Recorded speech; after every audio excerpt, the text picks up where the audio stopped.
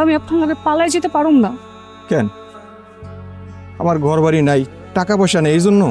হ্যাঁ, সেই জন্যই।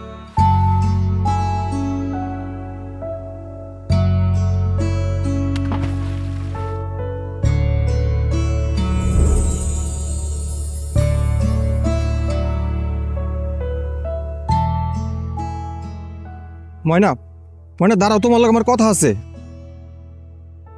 কি করবেন তাড়াতাড়ি ফোন। আর একটা বিধবা মায়ের লগে কিসের এত কথা, কিসের এত পিরিত? এমনি তো গ্রামের সবাই রাক্ষসের মতো আমার পিছনে লেগে আছে। বুঝার পর থেকে তোমার আমি পছন্দ করি।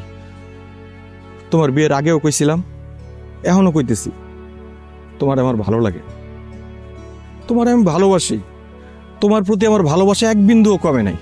ময়না, ময়না বিশ্বাস করো। ময়না, ময়না চলো আমরা দুজনে পালাই যাই। হাচ্ছেন হাচ্ছেন কইলাম, সব তো আমার কপালের লিখন। আচ্ছা, আপনার কি শিক্ষা হয় না?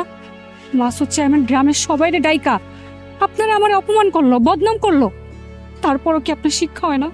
তুমি সবার সামনে কেন বললা না তুমি আমার পছন্দ করো, তুমি আমার বিয়ে করতে চাও? তাইলে তো সবার সামনে অপমানিত হইতো না। ময়না, ময়না চলো আমরা অনেক দূরে পালায় যাবো, যেখানে কেউ আমাদের খুঁজে পাবে না। ময়না, তুমি তুমি একবার বুঝার চেষ্টা করো। না জামাল ভাই, আমি আপনার লগে পালায় যেতে পারুম না। কেন? আমার ঘর বাড়ি নাই, টাকা পয়সা নেই, এই জন্য? হ্যাঁ, সেই জন্যই। আর এমনি আমার পথ আটকেবেন না, বারবার ডাকাডাকি করবেন না। কেউ যদি দেখে তাহলে আবারও কেলেঙ্কারি হইব। কেলেঙ্কারি? কেলেঙ্কারির আর কি বাকি আছে? বদনাম তো শৈলেই লাগছে।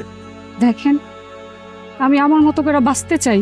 মাসুদ চেয়ারম্যান তোমারে তোমার মতো করে সুন্দর করে বাঁচতে দিব না, ও তোমারে বিয়ে করতে চায়। আমি ওর বউয়ের কাছে গেছিলাম, ভাবিও বলছে আমরা দুইজন যেন পালায় যাই। বিশ্বাস করো, বিশ্বাস করো, মাসুদ চেয়ারম্যান তোমার শান্তিতে থাকতে দিব না। ও একটা পশু। পালায় যাওয়ার যে পথ নাই। কেন? আমার বাবার বাড়ি চেয়ারম্যানের কাছে বন্ধ। আবার বিয়ের সময় অনেকগুলা টাকা দিছিল, আর এখন যদি আমি পালায় যাই আমার বাবার মাইরাই ফেলবো চেয়ারম্যান। ময়না, তুমি বিয়ের আগেও ধোকা দিলা, বিধবা হওয়ার পরেও ধোকা দিলা।